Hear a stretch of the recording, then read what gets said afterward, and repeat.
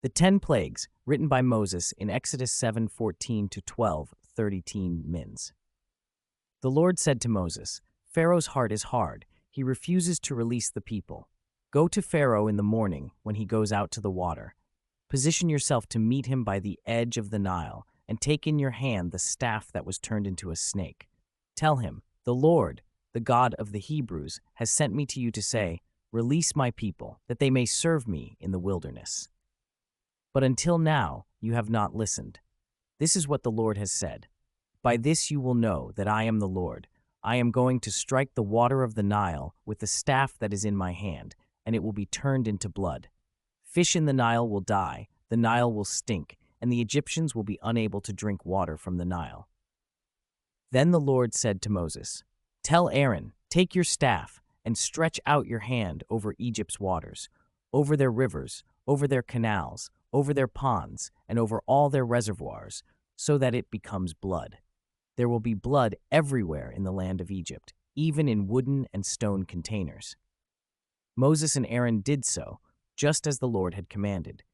He raised the staff and struck the water that was in the Nile right before the eyes of Pharaoh and his servants, and all the water that was in the Nile was turned to blood. When the fish that were in the Nile died, the Nile began to stink, so that the Egyptians could not drink water from the Nile. There was blood everywhere in the land of Egypt. But the magicians of Egypt did the same by their secret arts, and so Pharaoh's heart remained hard, and he refused to listen to Moses and Aaron, just as the Lord had predicted. And Pharaoh turned and went into his house. He did not pay any attention to this. All the Egyptians dug around the Nile for water to drink, because they could not drink the water of the Nile. 7 full days passed after the Lord struck the Nile. Then the Lord said to Moses, go to Pharaoh and tell him, this is what the Lord has said, release my people in order that they may serve me. But if you refuse to release them, then I am going to plague all your territory with frogs. The Nile will swarm with frogs, and they will come up and go into your house, in your bedroom, and on your bed, and into the houses of your servants and your people, and into your ovens and your kneading troughs.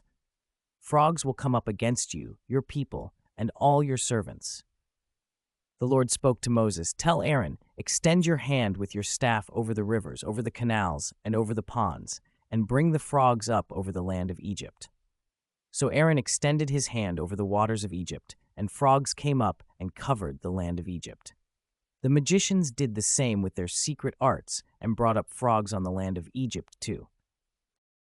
Then Pharaoh summoned Moses and Aaron and said, pray to the Lord that he may take the frogs away from me and my people, and I will release the people that they may sacrifice to the Lord. Moses said to Pharaoh, you may have the honor over me. When shall I pray for you, your servants, and your people, for the frogs to be removed from you and your houses, so that they will be left only in the Nile? He said, tomorrow. And Moses said, it will be as you say, so that you may know that there is no one like the Lord our God. The frogs will depart from you, your houses, your servants, and your people. They will be left only in the Nile. Then Moses and Aaron went out from Pharaoh, and Moses cried to the Lord because of the frogs that he had brought on Pharaoh. The Lord did as Moses asked. The frogs died in the houses, the villages, and the fields. The Egyptians piled them in countless heaps, and the land stank. But when Pharaoh saw that there was relief, he hardened his heart and did not listen to them, just as the Lord had predicted. The Lord said to Moses, tell Aaron, extend your staff and strike the dust of the ground, and it will become gnats throughout all the land of Egypt. They did so. Aaron extended his hand with his staff. He struck the dust of the ground, and it became gnats on people and on animals. All the dust of the ground became gnats throughout all the land of Egypt. When the magicians attempted to bring forth gnats by their secret arts, they could not. So there were gnats on people and on animals. The magicians said to Pharaoh, it is the finger of God. But Pharaoh's heart remained hard, and he did not listen to them, just as the Lord had predicted. The Lord said to Moses, get up early in the morning and position yourself before Pharaoh as he goes out to the water, and tell him, this is what the Lord has said, release my people that they may serve me. If you do not release my people, then I am going to send swarms of flies on you and on your servants and on your people, and in your houses. The houses of the Egyptians will be full of flies, and even the ground they stand on. But on that day I will mark off the land of Goshen, where my people are staying, so that no swarms of flies will be there, that you may know that I am the Lord in the midst of this land. I will put a division between my people and your people. This sign will take place tomorrow." The Lord did so. A thick swarm of flies came into Pharaoh's house and into the houses of his servants. And throughout the whole land of Egypt, the land was ruined because of the swarms of flies. Then Pharaoh summoned Moses and Aaron and said, "Go, sacrifice to your God within the land." But Moses said, "That would not be the right thing to do, for the sacrifices we make to the Lord, our God, would be an abomination to the Egyptians. If we make sacrifices that are an abomination to the Egyptians right before their eyes, will they not stone us? We must go on a 3-day journey into the wilderness and sacrifice to the Lord our God, just as he is telling us." Pharaoh said, "I will release you so that you may sacrifice to the Lord your God in the wilderness. Only you must not go very far. Do pray for me." Moses said, "I am going to go out from you and pray to the Lord, and the swarms of flies will go away from Pharaoh, from his servants, and from his people tomorrow. Only do not let Pharaoh deal falsely again by not releasing the people to sacrifice to the Lord." So Moses went out from Pharaoh and prayed to the Lord, and the Lord did as Moses asked. He removed the swarms of flies from Pharaoh, from his servants, and from his people. Not one remained. But Pharaoh hardened his heart this time also, and did not release the people. Then the Lord said to Moses, "Go to Pharaoh and tell him, 'This is what the Lord, the God of the Hebrews, has said. Release my people that they may serve me. For if you refuse to release them and continue holding them, then the hand of the Lord will surely bring a very terrible plague on your livestock in the field, on the horses, the donkeys, the camels, the herds, and the flocks. But the Lord will distinguish between the livestock of Israel and the livestock of Egypt, and nothing will die of all that the Israelites have.'" The Lord set an appointed time, saying, "Tomorrow the Lord will do this in the land." And the Lord did this on the next day. All the livestock of the Egyptians died, but of the Israelites' livestock not one died. Pharaoh sent representatives to investigate, and indeed not even one of the livestock of Israel had died. But Pharaoh's heart remained hard, and he did not release the people. Then the Lord said to Moses and Aaron, "Take handfuls of soot from a furnace, and have Moses throw it into the air while Pharaoh is watching.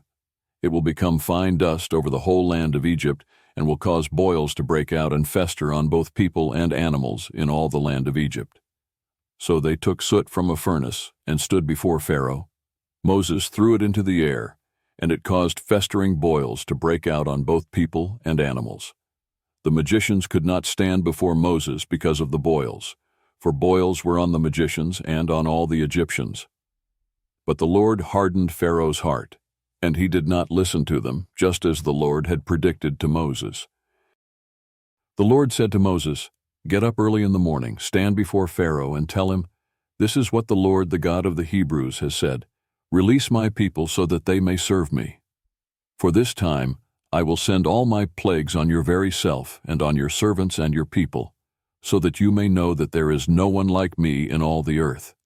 For by now I could have stretched out my hand and struck you and your people with plague, and you would have been destroyed from the earth. But for this purpose I have caused you to stand, to show you my strength, and so that my name may be declared in all the earth. You are still exalting yourself against my people by not releasing them. I am going to cause very severe hail to rain down about this time tomorrow, such hail as has never occurred in Egypt from the day it was founded until now. So now, send instructions to gather your livestock and all your possessions in the fields to a safe place. Every person or animal caught in the field and not brought into the house. The hail will come down on them, and they will die." Those of Pharaoh's servants who feared the Lord's message hurried to bring their servants and livestock into the houses. But those who did not take the Lord's message seriously left their servants and their cattle in the field.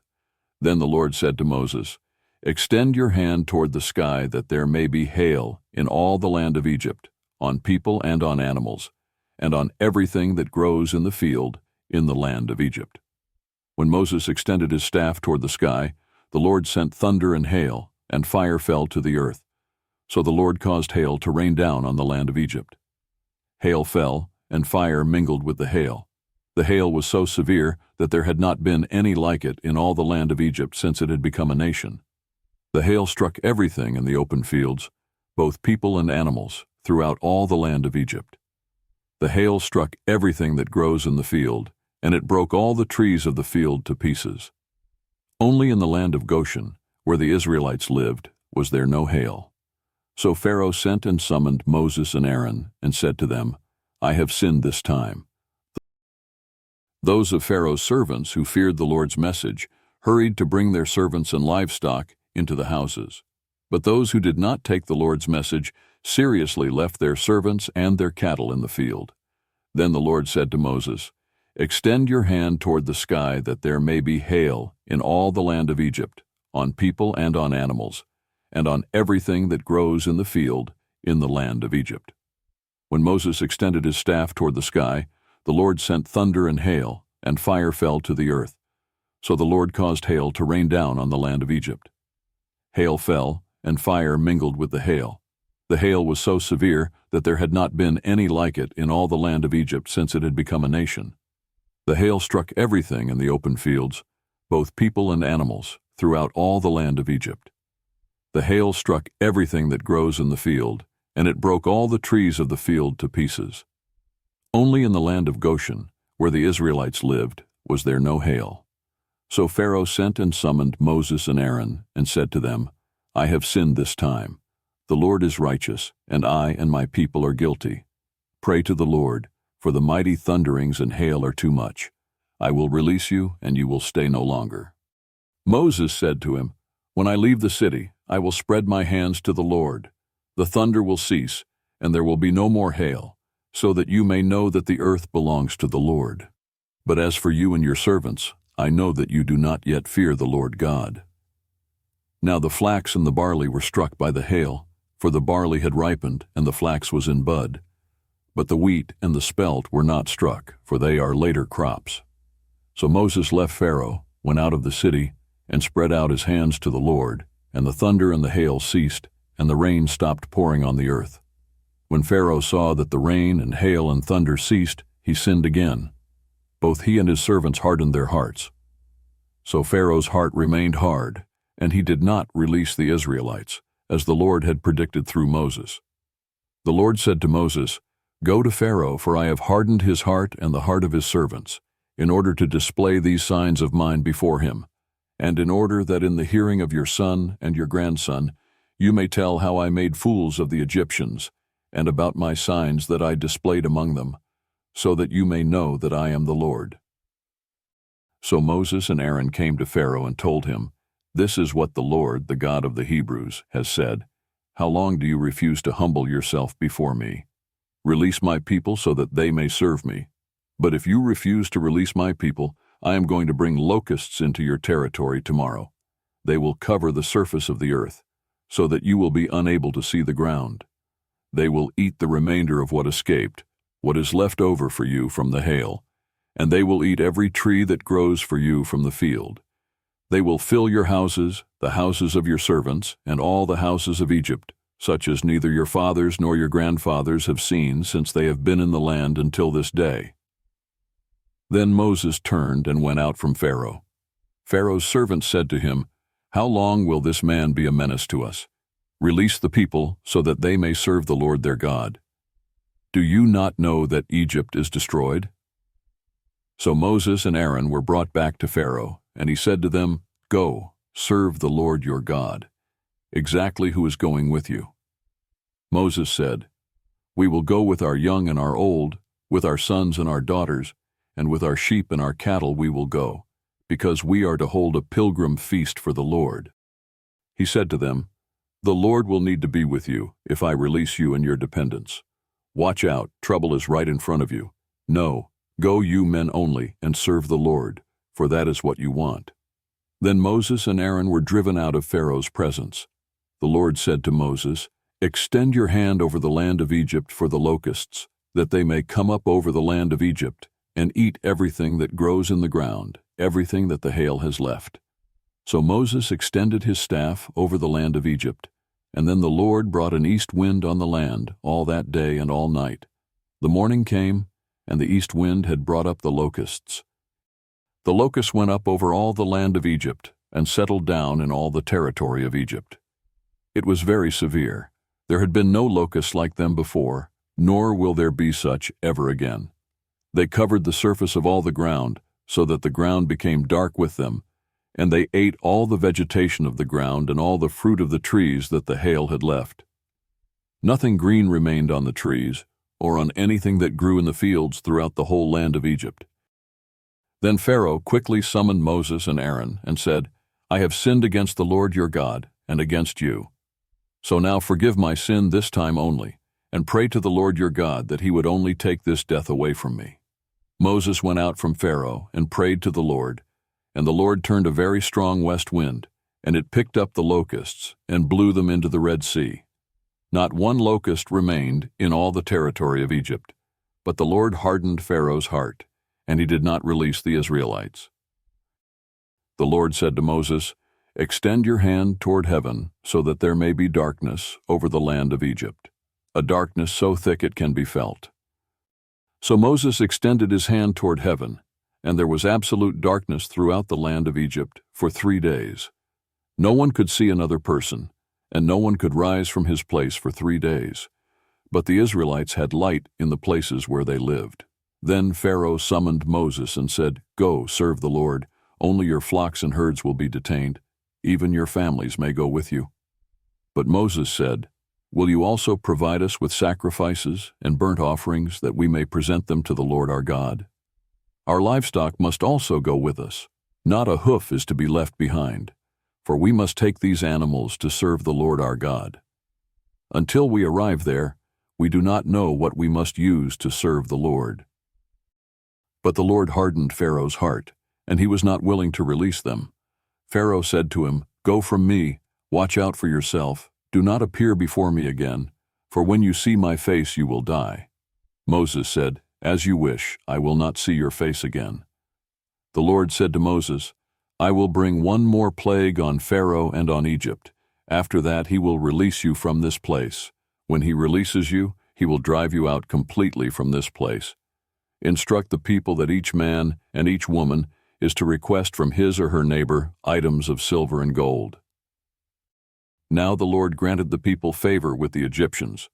Moreover, the man Moses was very great in the land of Egypt, respected by Pharaoh's servants and by the Egyptian people. Moses said, "This is what the Lord has said. About midnight I will go throughout Egypt, and all the firstborn in the land of Egypt will die, from the firstborn son of Pharaoh who sits on his throne, to the firstborn son of the slave girl who is at her handmill, and all the firstborn of the cattle. There will be a great cry throughout the whole land of Egypt, such as there has never been, nor ever will be again. But against any of the Israelites not even a dog will bark against either people or animals, so that you may know that the Lord distinguishes between Egypt and Israel. All these your servants will come down to me and bow down to me, saying, 'Go you and all the people who follow you.' And after that I will go out." Then Moses went out from Pharaoh in great anger. The Lord said to Moses, "Pharaoh will not listen to you, so that my wonders may be multiplied in the land of Egypt." So Moses and Aaron did all these wonders before Pharaoh, but the Lord hardened Pharaoh's heart, and he did not release the Israelites from his land. The Lord said to Moses and Aaron in the land of Egypt, "This month is to be your beginning of months. It will be your first month of the year. Tell the whole community of Israel, on the 10th day of this month they each must take a lamb for themselves according to their families, a lamb for each household.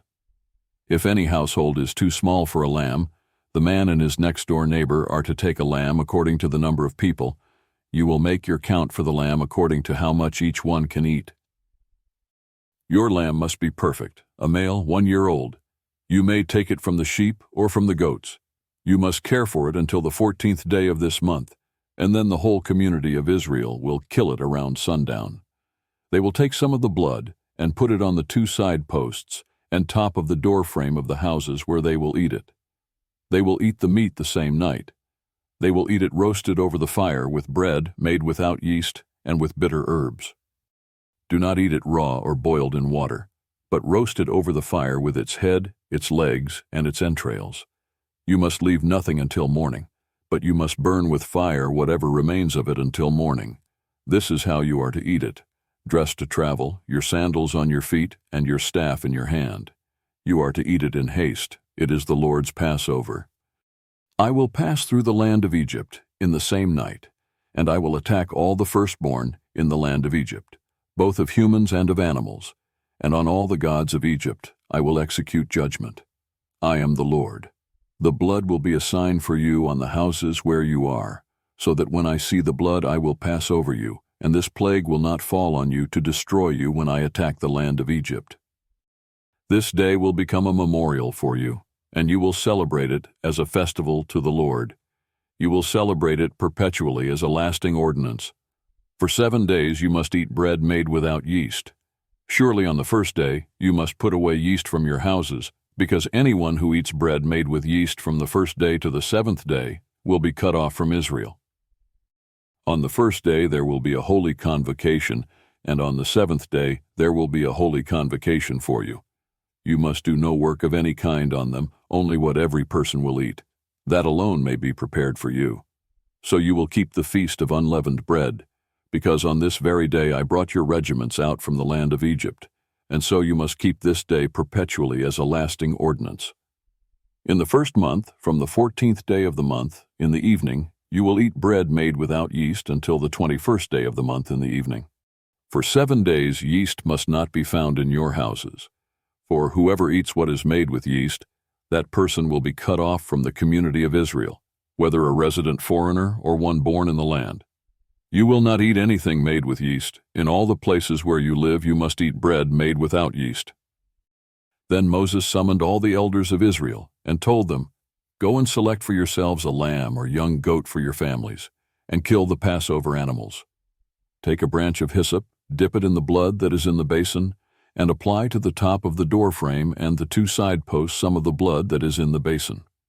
Not one of you is to go out the door of his house until morning. When your children ask you, What does this ceremony mean to you? Then you will say, It is the sacrifice of the Lord's Passover, when he passed over the houses of the Israelites in Egypt, when he struck Egypt and delivered our households. The people bowed down low to the ground, and the Israelites went away and did exactly as the Lord had commanded Moses and Aaron. It happened at midnight.